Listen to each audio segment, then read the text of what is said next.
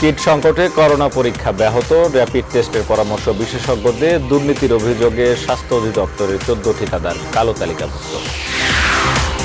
Corona মহামারীর পর antibody টেস্টে গুরুত্বপূর্ণ ভূমিকা রাখবে গণস্বাস্থ্যের কিট, বিশেষ সাক্ষাৎকারে জানালেন বিজন শীল। দেশে করোনা আক্রান্তদের আশার আলো দেখাচ্ছে প্লাজমা থেরাপি। নতুন ভ্যাকসিন মানবদেহে পরীক্ষা শুরু করল যুক্তরাজ্য। আবারও অকার্যকর হওয়ার পথে ডাকসু, পদাধিকার বলে উপাচার্যকে পদক্ষেপ নেওয়ার পরামর্শ সাবেক নেতাদের। রাজধানীতে সীমিত আকারে বসছে কোরবানির পশুর হাট। স্বাস্থ্যবিধি না মানলে পরিণতি হবে ভয়াবহ, বলছে নগর বিশেষজ্ঞরা। নিয়ম ভঙ্গ করে এমপি বাশারকে ধাক্কা দেয় রোকনুর 19। সরু চ্যানেলে মাস্টারদের প্রতিযোগিতা দুর্ঘটনার বড় কারণ। এবং জুয়ারির প্রস্তাব হালকাভাবে নেওয়া ছিল বোকার মতো ভুল, নিষেধাজ্ঞায় পড়ে সাকিব আল হাসানের উপলব্ধি।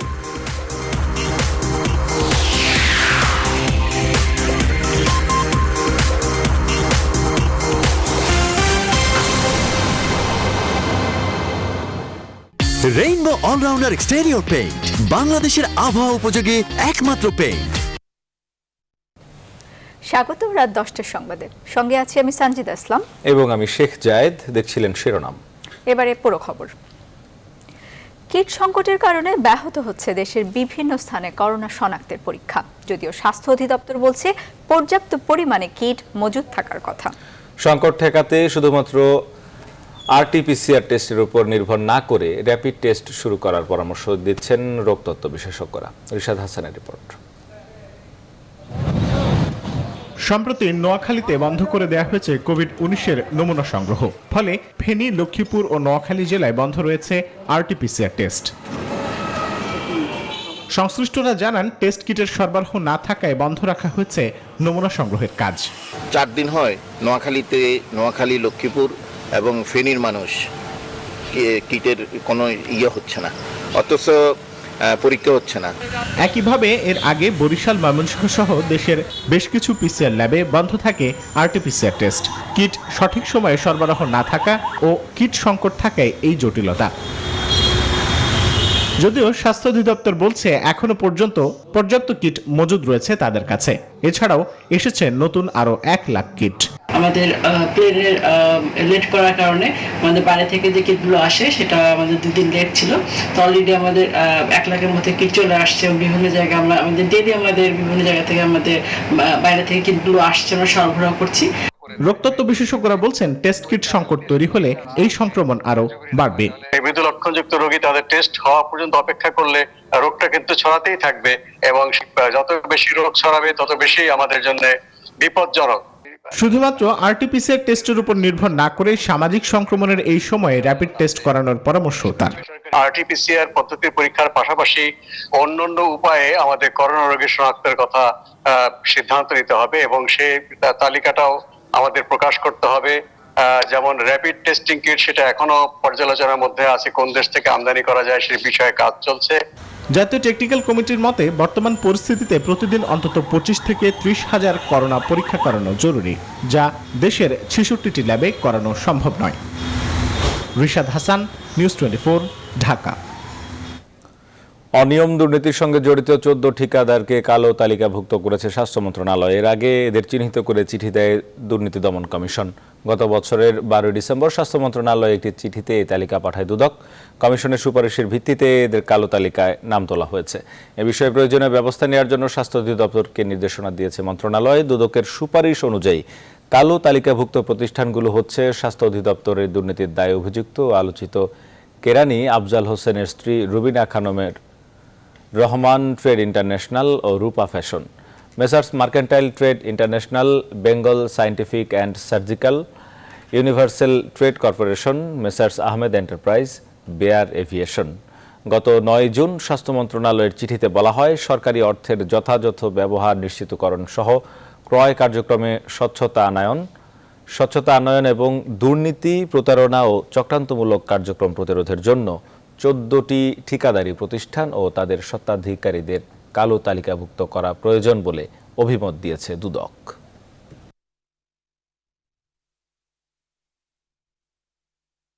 14টি আমরা আমাদের তদন্তে যা এসছে, 11টি মামলা তদন্তে যেভাবে এসছে যে সকল দুষ্ট সাপ্লায়ার বা কন্ট্রাক্টর তাদেরকে ব্ল্যাকলিস্ট করার জন্য আমরা মন্ত্রণালয়ে বলেছি 14টি সংগঠনকে, এবং আমরা চাই যে যারা দোষী তারা শাস্তি পাক, আইনের আওতায় শাস্তি পাক, এবং সেই শাস্তি দেখে ভবিষ্যতে যাতে কেউ এরকম যদি দুর্নীতি হয়ে থাকে এরকম দুর্নীতি বা অনিয়ম না করে।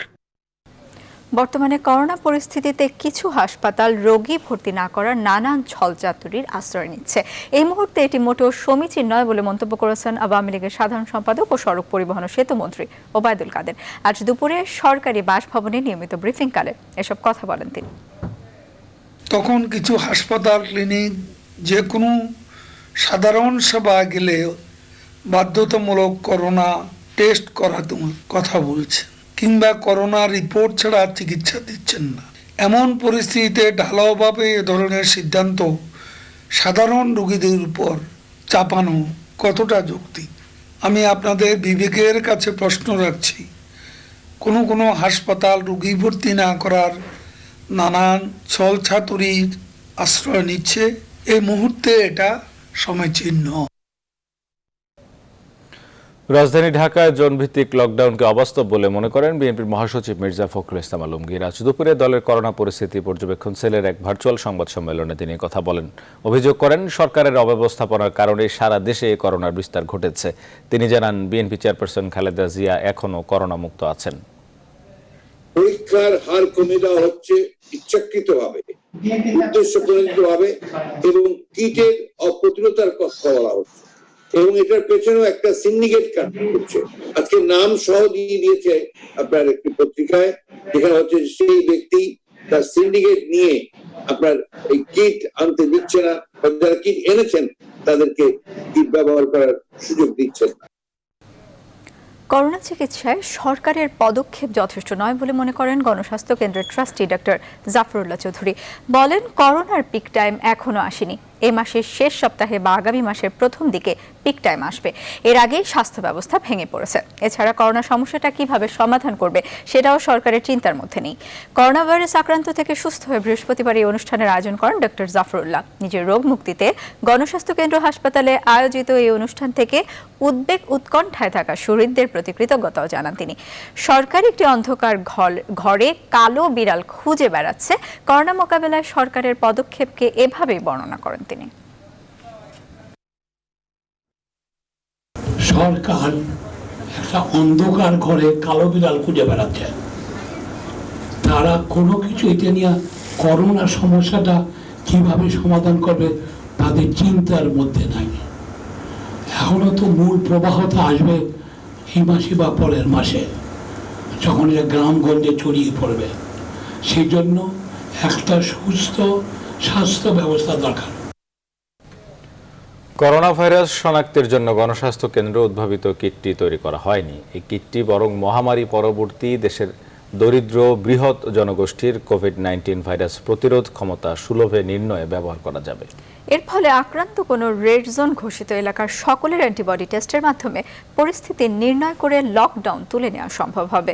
বিজ্ঞানী ডক্টর বিজন কুমার শীলের নেতৃত্বে গণস্বাস্থ্য কিট উদ্ভাবক দলটির সঙ্গে কথা বলে বিস্তারিত জানাচ্ছেন তৌহিদ শান্ত।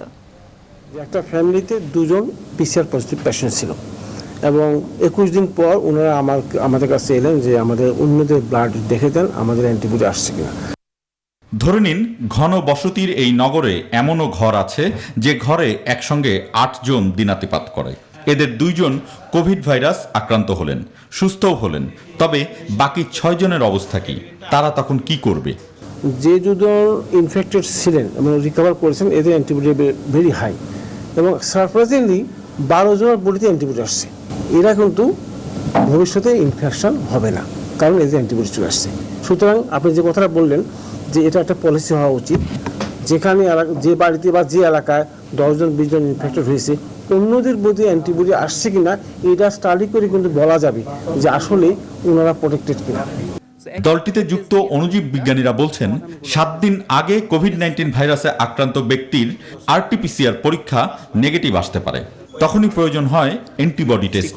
আপনার যদি অ্যান্টিজেন পজিটিভ আসে তার মানে হচ্ছে সে ওই মুহূর্তে ইনফেক্টেড আছেন। তার যদি একই সাথে অ্যান্টিজেন অ্যান্টিবডি পজিটিভ আসে, দ্যাট মিনস তার বডিতে অ্যান্টিভাইরাসটি আছে, আপনার বডি অলরেডি ফাইট করা শুরু করেছে। আপনার যদি অ্যান্টিজেন নীল থাকে এবং অ্যান্টিবডি থাকে, দ্যাট মিনস হচ্ছে আপনি প্রিভিয়াসলি ইনফেক্টেড হয়েছিলেন, আপনার বডি ক্লিয়ার হয়ে গেছে, আপনার বডি অ্যান্টিবডি ডেভেলপমেন্ট করেছে। এই দলটির সদস্যরা মনে করেন ভাইরাস যেহেতু সমূলে নির্মূল সম্ভব নয়, দীর্ঘমেয়াদী পরিকল্পনা নিয়ে সারা দেশের মানুষকেই আগামীতে শনাক্তকরণ প্রক্রিয়ার মধ্যে নিয়ে আসতে হবে। উদ্ভাবিত এই কিটটি তারা মূলত সে উদ্দেশ্যেই তৈরি করেছেন। রোগী কখন আপনার কাছে আসবে সেটা আপনি গ্যারান্টি দিতে পারেন না। রোগী মনে করেন আর্লি আসছে পিসিআর হলো, লেট আসলে অ্যান্টিবডি হলো। এই যে গ্যাপটা পূরণ করতে হবে, আপনাকে দুটো টেস্ট আনতে হবে, পিসিআর হোক অ্যান্টিজেন হোক, পাশাপাশি antibody, no doubt. Bangabandhu Sheikh Mujib medical বিশ্ববিদ্যালয়ের পর্যবেক্ষণেও তাদের পক্ষেই রিপোর্ট দেওয়া হয়েছে। তবে স্পষ্ট ধারণা না থাকায় কিছু কিছু গণমাধ্যমে ভুলভাবে উপস্থাপিত হয়েছে, জানালেন উদ্ভাবক দলটির প্রধান সমন্বয়কারী। মাস ইউজের জন্য, সিরো সার্ভেলেন্সের জন্য, লকডাউন উইথড্র করার জন্য, যেখানে আরটিপিসিআর নাই সেখানে সেটা ব্যবহার করার জন্য সকল প্রশাসনিক প্রক্রিয়া সম্পাদন করে তাদের এই কিটটি যেন দ্রুত সাধারণ মানুষের হাতে পৌঁছানো যায়, এজন্য সংশ্লিষ্টদের সহযোগিতাও আশা করে উদ্ভাবক দলটি। তৌহিদ শান্ত, নিউজ 24, ঢাকা। এখন পর্যন্ত করোনা ভাইরাসের কোনো প্রতিষেধক না থাকায় আক্রান্তদের ভরসা হয়ে উঠেছে প্লাজমা থেরাপি। এতে করোনা আক্রান্তদের মৃত্যু ঝুঁকি কমায় বলছেন বিশেষজ্ঞরা। শত বছরের এই পুরনো চিকিৎসা পদ্ধতিতে সুফল পেতে শুরু করেছে রোগীরা। প্লাজমা থেরাপির ক্লিনিক্যাল ট্রায়ালে যারা কাজ করছেন এমন চিকিৎসকদের সাথে কথা বলেছেন সহকর্মী রিশাদ হাসান। বিস্তারিত প্রতিবেদনে। শত বছরের পুরনো পদ্ধতি প্লাজমা থেরাপি। মানবদেহে রোগের অ্যান্টিবডি তৈরি হওয়ার পর তা দেয়া হয় করোনা আক্রান্ত গুরুতর রোগীর শরীরে। এর ফলে ধীরে ধীরে সুস্থ হয়ে ওঠেন রোগী। সম্প্রতি করোনা সংক্রমণ বৃদ্ধির সাথে সাথে বিশ্বের বিভিন্ন দেশের মতো বাংলাদেশেও শুরু হয়েছে প্লাজমার clinical trial. Dhaka medical college হাসপাতালের হেমাটোলজি বিভাগের প্রধান বলছেন, সঠিক সময়ে প্লাজমা দিলে রোগীর মৃত্যু ঝুঁকি কমিয়ে আনা সম্ভব। প্লাজমা থেরাপি বেশ কার্যকর, এটা মৃত্যু ঝুঁকি কমাতে সক্ষম। তবে আগে বারবার বলছি যে প্লাজমা থেরাপি যথাসময়ে দিতে হবে, অর্থাৎ প্রথম দিকে যখন রক্তের মধ্যে ভাইরাসের আধিক্য থাকে। এর আগেও ডিপথেরিয়া, ইবেলা, সার্স, মার্স ভাইরাসের প্রকোপের কালে ওষুধ আবিষ্কার হওয়ার আগে প্লাজমা থেরাপি ভালো ফল দিয়েছে। এর সুফল সম্পর্কে জানান বঙ্গবন্ধু শেখ মুজিব মেডিকেল বিশ্ববিদ্যালয়ের এই সহকারী অধ্যাপক। প্লাজমাতে আসলে অনেক ধরনের অ্যান্টিবডি থাকে, কিন্তু স্পেসিফিক নিউট্রালাইজিং অ্যান্টিবডিটা আছে কিনা, সেই অ্যান্টিবডি যদি সঠিক পরিমাণে থাকে তাহলে যদি আমরা যে করোনা রোগীটা বেশি একটু খারাপ হয়ে গেছে, যার প্রয়োজন নেই তাকে আমরা দিব না। এখন নতুন যে করোনা রোগীটা তাকে আমরা তার শারীরিক অবস্থা যদি স্যুট করে তাহলে দিব। তবে যত্রতত্র প্লাজমার প্রয়োগ না করা এবং প্লাজমার প্রয়োগের জন্য অ্যান্টিবডি টেস্টের কিট আমদানির উপর জোর দিচ্ছেন বিশেষজ্ঞরা।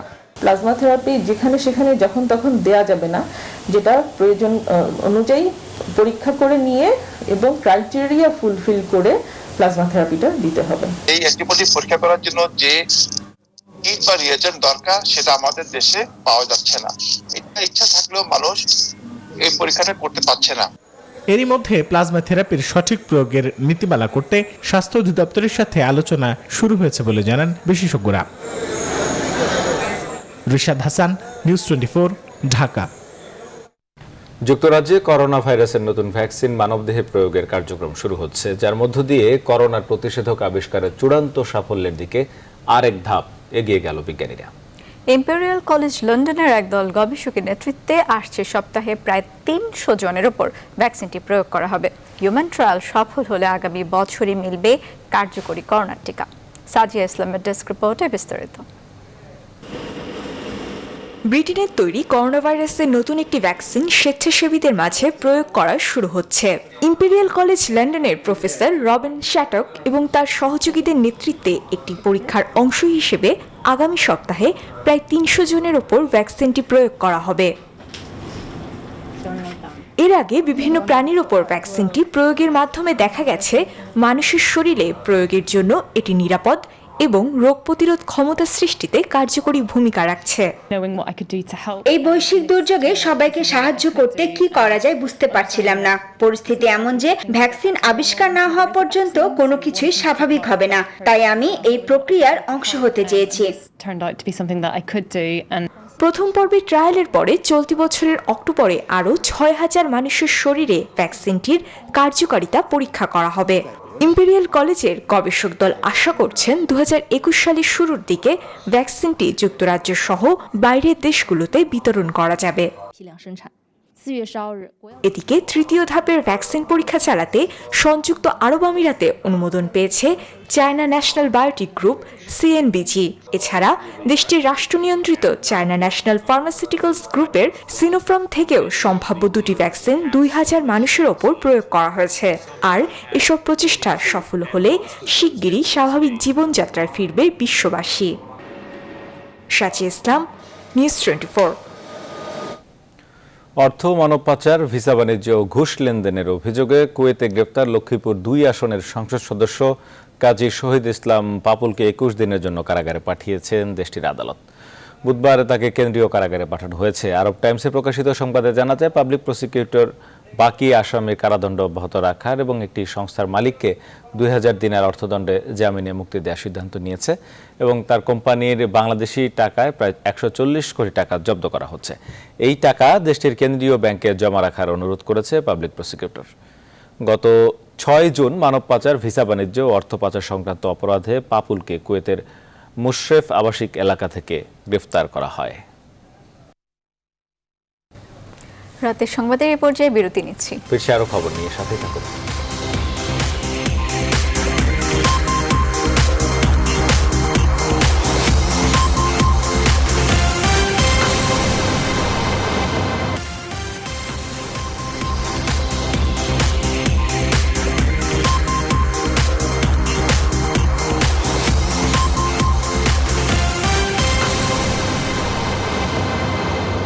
বিরতির পর আবার স্বাগত। দেখছেন রাত 10টার সংবাদ। দেশের করোনা পরিস্থিতি। দেশে করোনায় আরও ৩৯ জনের মৃত্যু হয়েছে। এতে মোট মৃতের সংখ্যা দাঁড়ালো ১,৬২১ জনে। আর গত ২৪ ঘন্টায় ৩,৯৪৬ জন শনাক্ত হয়। মোট আক্রান্তের সংখ্যা দাঁড়িয়েছে ১,২৬,৬০৬ জন। আজ স্বাস্থ্য অধিদপ্তরের নিয়মিত অনলাইন ব্রিফিং এসব তথ্য জানানো হয়। একদিনে ১৭,৯৯৯টি নমুনা পরীক্ষা হয়েছে। আর নতুন ১,৮২৯ জন সহ মোট সুস্থ হয়েছেন ৫১,৪৯৪ জন। মৃত্যুবরণ করেছেন ৩৯ জন। শনাক্ত বিবেচনায় মৃত্যুর হার ১.২৮%। এ পর্যন্ত মৃত্যুবরণ করেছেন ১,৬২১ জন। যারা মৃত্যুবরণ করেছেন তাদের মধ্যে পুরুষ ৩২ জন, নারী ৭ জন। বিভাগ বিভাজনে ঢাকা বিভাগে ১০ জন, চট্টগ্রাম বিভাগে ১০ জন, রাজশাহী ৫ জন, খুলনা ৫ জন।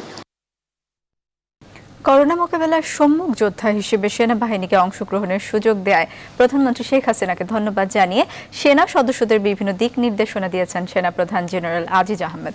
বৃহস্পতিবার আইএসপিআর থেকে পাঠানো সংবাদ বিজ্ঞপ্তিতে জানানো হয়, ভিটিসির মাধ্যমে সকল সেনানিবাসে সেনাবাহিনীর সকল পদবী সদস্যদের উদ্দেশ্যে একযোগে বক্তব্য রাখেন সেনাপ্রধান।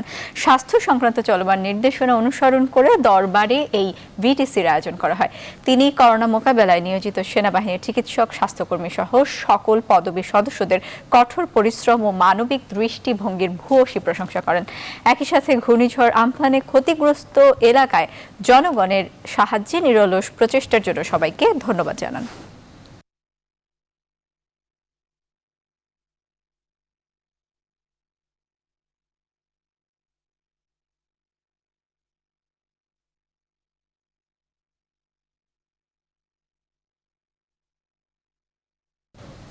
নির্ধারিত ১ বছর মেয়াদ পূর্ণ করে বর্ধিত আরও ৯০ দিন পার করল ঢাকা বিশ্ববিদ্যালয়ের কেন্দ্রীয় ছাত্র সংসদ ডাকসু বর্তমান কমিটি।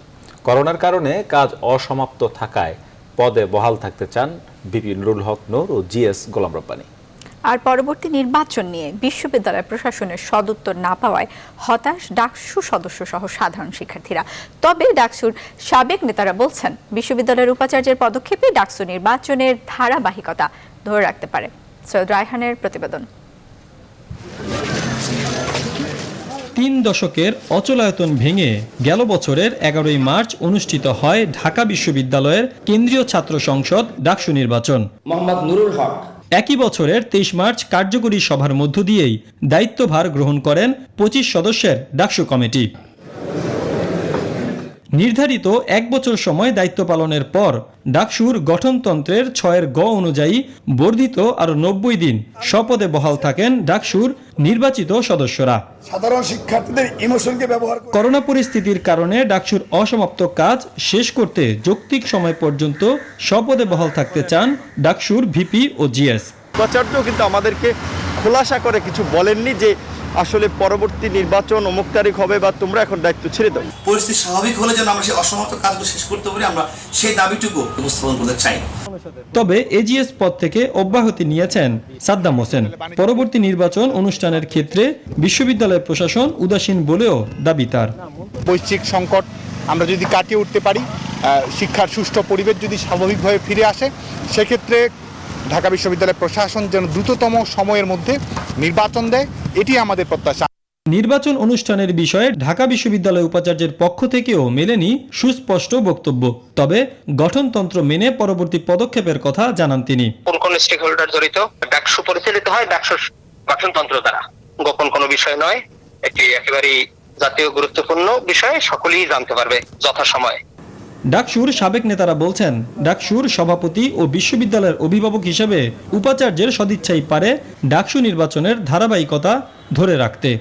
বিশ্ববিদ্যালয়ের ভাইস চ্যান্সেলর কিছু বলতে পারছেন না, বলছে যে আরও জড়িত আছে। এটার মনে হচ্ছে উনি সেই শক্তির ইঙ্গিত করছেন যার ইঙ্গিত, যার নির্দেশনা ছাড়া উনি কিছু করতে পারেন না।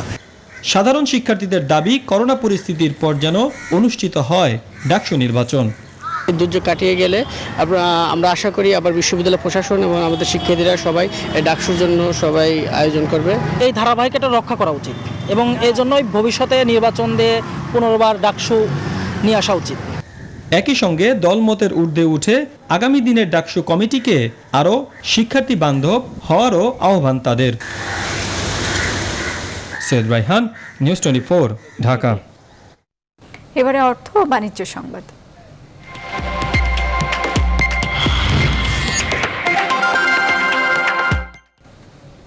এবারের ঈদুল আজহায় রাজধানীতে স্বাস্থ্যবিধি মেনেই সীমিত আকারে কোরবানির পশুর হাট বসবে বলে জানিয়েছেন স্থানীয় সরকার মন্ত্রী তাজুল ইসলাম। দুপুরে কোরবানির পশুর হাট বসা নিয়ে ঢাকা সিটির 2 মেয়রের সাথে অনলাইন বৈঠক শেষে তিনি একথা বলেন। সুনির্দিষ্ট নীতিমালা করে দিলে সে অনুযায়ী ব্যবস্থা নেওয়ার কথা জানিয়েছেন মেয়র। বিশেষজ্ঞরা বলছেন, স্বাস্থ্যবিধি নিয়ে হেলাফেলা করলে পরিণতি ভয়াবহ হতে পারে। তৌফিক মাহমুদ মুন্নার রিপোর্ট। এ ছবি গত বছরের ঈদুল আজহার কুরবানি পশুর হাটের। তখন দেশে অবশ্য করোনা ছিল না, ছিল জমজমাট পশুর হাট। তবে এবারের বাস্তবতা সম্পূর্ণ ভিন্ন। করোনার কারণে সবকিছুই উলটপালট। প্রতি বছরই বিভিন্ন শর্ত জড়িয়ে দিয়ে রাজধানীর ভেতরে অস্থায়ী পশুর হাট বসে। তবে এবার মানতে হবে স্বাস্থ্যবিধি ও সামাজিক দূরত্ব। ঈদুল আজহাকে সুন্দরভাবে উদযাপনের জন্য পশুর হাট বসবে সুনির্দিষ্ট জায়গাতে, স্বীকৃত জায়গাতে, স্বাস্থ্যবিধি মেনে তা পরিচালনা করা হবে। এই বিষয়ে বিস্তারিত আলোচনা হয়েছে এবং প্রয়োজনীয় আমাদের নির্দেশনা দেওয়া হয়েছে। কুরবানি পশুর হাটে স্বাস্থ্যবিধির উপর নির্দিষ্ট গাইডলাইন তৈরির দাবি উত্তরের মেয়রের। উত্তর সিটি কর্পোরেশন থেকে আমরা একটা চিঠি দিয়েছি স্বাস্থ্য অধিদপ্তরে। আমরা মনে করি এই কোভিডের সময় কোভিড-19কে মোকাবেলা করে, কোভিড-19কে ম্যানেজ করে আমাদেরকে একটি হাটের বন্দোবস্ত করতে হবে। এই ব্যাপারে আমরা ক্রেতা, বিক্রেতা, ইজারাদার, ভলেন্টিয়ার সহ সকলের সহযোগিতা কামনা করব।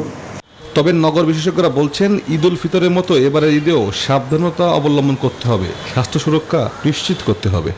জাতীয় যে সুরক্ষা কমিটি তৈরি হয়েছে, সেই বিশেষজ্ঞ কমিটির সুস্পষ্ট স্বাস্থ্য প্রোটোকল বিধিবিধান ছাড়া এবং সেই পরামর্শ মোতাবেক একটি যথাযথ ইনফ্রাস্ট্রাকচার এবং শহরের অভ্যন্তর পরিত্যাগ করে এবারের ঈদ উল আজহা এবং তার কোরবানির কার্যক্রম প্রতিপালন করা উচিত।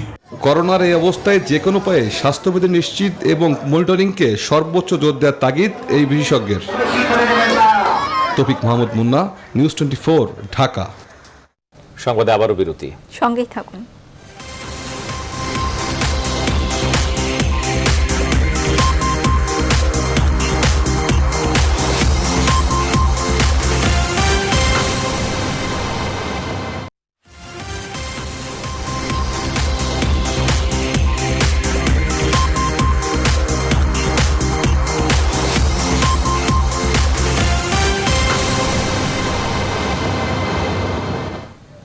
আবারও স্বাগত। দেখছেন রাত 10টার সংবাদ। নিয়ম ভেঙে ভোলার মেঘনা নদীতে বসুন্ধরা গ্রুপের MVSA বাসারকে ধাক্কা দেয় জাহাজ রকনুর 19, এমনটাই বলছেন প্রত্যক্ষদর্শীরা। সরু চ্যানেলে জাহাজ মাস্টারদের প্রতিযোগিতাও দুর্ঘটনার অন্যতম কারণ বলে মত ব্যবহারকারীদের। বৃহস্পতিবারের এই দুর্ঘটনায় MVSA বাসারের মাস্টার মোহাম্মদ ইউসুফ আলী ভোলার দৌলত খান থানায় একটি সাধারণ ডায়েরি করেছেন। ভোলা থেকে জুন্নুর রাহানের তথ্য ছবিতে ডেস্ক রিপোর্ট। বুধবার বিকেলে MVS বাসার জাহাজটি রামগতির সেলিম বাজার এবং দৌলত খান উপজেলার চৌকিঘাট এলাকার মাঝামাঝি পৌঁছলে অবৈধভাবে ওভারটেকিং করতে গিয়ে রকনুর 19 নামের জাহাজটি সজোরে MVS বাসার জাহাজটিকে ধাক্কা দেয়। এতে MVS বাসারের মাঝখানের হেজ ফুটো হয়ে গমের মধ্যে পানি ঢুকে পড়ে। কিছুক্ষণের মধ্যে বসুন্ধরা গ্রুপের জাহাজটি পানির নিচে নিমজ্জিত হতে থাকে। পরে দ্রুত জাহাজটিকে দৌলত খান উপজেলার চৌকিঘাটা এলাকার একটি ডুবোচরে নোঙর করা হয়। রকনুর 19 হঠাৎ করে আমাদেরকে মাইরা দিছে আর কি। মারার পরে আমরা আস্তে আস্তে দেখতেছি যে পানি ভিতরে যাইতেছে। দেখলাম যে আমাদের লোড লাইন বাড়ি যাচ্ছে, ডাব বাড়ে, তখন আমরা বুঝলাম যে আমাদের ফাটিয়ে গেছে, নিচে জাল ডুবি যাব। তখন আমরা দ্রুতভাবে চালাই। স্থানীয়রা জানান চট্টগ্রাম সমুদ্র বন্দর থেকে ঢাকার উদ্দেশ্যে পণ্যবাহী জাহাজগুলো ভোলার এই চ্যানেলটি ব্যবহার করে। চ্যানেলটি সরু হওয়ায় জাহাজগুলো সিরিয়াল করে ধীরে ধীরে চলতে হয়। অনেক সময় প্রতিযোগিতায় নামে জাহাজের মাস্টাররা, আর তাতেই দুর্ঘটনা ঘটে। কারা কারা কে চালে আগে যাবে গিয়া এই চিন্তা আমরা ওইদিকে থাকবো। আর ওই জায়গায় একটা ক্রুজ আছে, একটা ওই যাচ্ছে তোর লগে ওই জায়গাটা ক্রুজ আছে, একটা জাহাজটারে মনে করেন এই তো একটা জাহাজ এমনি আইতে আছে, আটটা জাহাজ এমনি আইতে আছে, এই দুই আটটা জাহাজ আটটা মারিয়ে দিতে যাওয়ার সময় কি করে খুব দ্রুতভাবে কার আগে খেয়ে যাবে, এই প্রতিযোগিতার মধ্যে দিয়ে এই জাহাজগুলো অ্যাক্সিডেন্ট হয়। ক্ষতিগ্রস্ত জাহাজের মাস্টার মোহাম্মদ ইউসুফ আলীর দাবি, নিয়ম অমান্য করে MV রকনুর 19 জাহাজটি দ্রুত গতিতে এসে তাদের জাহাজকে আঘাত করলে এই দুর্ঘটনা হয়। অন্যান্য জাহাজদের মাস্টারদেরকেও সাক্ষী রাখছি এবং তাকেও বারবার BSF সতর্ক করছি। সে আমার কোনো কথাই শুনে নাই। সরাসরি আমার ডাইন পাশে আইসা তার হেড বেপরোয়াভাবে প্রচন্ড স্পিড আইসা আমার ডাইন পাশে মাঝখানে হেঁটে মাঝামাঝি বরাবর সজোরে ধাক্কা মারে। এ ঘটনায় 15 কোটি টাকার ক্ষতিপূরণের দাবি করে থানায় সাধারণ ডায়েরির কথা জানিয়েছেন বসুন্ধরা গ্রুপের সুপারভাইজার মোহাম্মদ উজির আলী। জাহাজে প্রায় 7 কোটি টাকার গম ক্ষতিগ্রস্ত হয়। ইভেন জাহাজও 8 কোটি টাকার। আমি এই বলে আমি সাধারণ ডায়েরি করছি দৌলত। জাহাজ ডুবির ঘটনায় সাধারণ ডায়েরি করা হয়েছে জানিয়ে তদন্ত করে প্রয়োজনীয় ব্যবস্থা গ্রহণের কথা জানিয়েছেন পুলিশের ভারপ্রাপ্ত কর্মকর্তা। Desk report, news 24। ঘুষ লেনদেনের সময় ব্রাহ্মণবাড়িয়া জেলা হিসাবরক্ষণ অফিসের অডিটর মোহাম্মদ কুতুবুদ্দিনকে 5 লক্ষ টাকা সহ হাতে নাতে আটক করেছে ব্রাহ্মণবাড়িয়া জেলা NSI। বৃহস্পতিবার দুপুরে হিসাবরক্ষণ অফিসের অডিটর মোহাম্মদ কুতুবুদ্দিনের নিজ অফিসে এই ঘুষ লেনদেনের সময় তাকে আটক করা হয়। জেলার রোডস অ্যান্ড হাইওয়ে এর আউটসোর্সিং কর্মচারীদের দীর্ঘদিনের বকেয়া বেতনের 1,40,00,000 টাকার চেক প্রদানের বিনিময়ে 5 লক্ষ টাকা ঘুষ নিচ্ছিলেন। এ সময় NSI এর কর্মকর্তারা 5 লক্ষ টাকা সহ তাকে ধরে ফেলেন।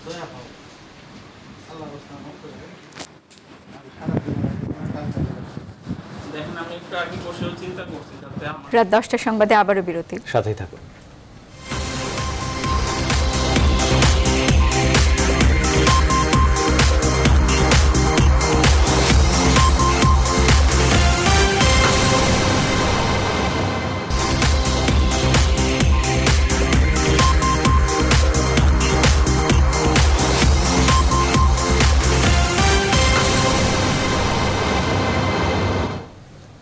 বিরতির পর আবারও স্বাগত রাত 10টার সংবাদে। এবার খেলার খবর। সাকিব আল হাসান, যাকে 13-14 বছরের ক্যারিয়ারে বাংলার ক্রিকেটে ট্রফি দিয়ে বিচার করা হয় না, বরং 22 গজে সাকিব আল হাসান মানেই এক বাংলাদেশ লাল সবুজের বড় অংশ জুড়ে বলার অপেক্ষা রাখে না। সেটি বিশ্ব মঞ্চেও ক্যারিয়ারে বড় অর্জনের পাশে সঙ্গী হয়েছে বিতর্ক ও নানা সময়ের আলোচনায়। জুয়ারির প্রস্তাব গোপন করায় আছেন 1 বছরের নিষেধাজ্ঞায়। সবকিছু জেনেও এমন ভুলের দায়ে আত্মগ্লানিতে ভুগছেন সাকিব আল হাসান। ক্রিকবাজকে দেয়া সাক্ষাৎকারে এই অলরাউন্ডার জানিয়েছেন, এমন বোকামির জন্য নিষিদ্ধ হতে পারতেন 5 থেকে 10 বছর পর্যন্ত। 1 বছরের নিষেধাজ্ঞা বদলে দিয়েছে সাকিবের অবসর ভাবনা।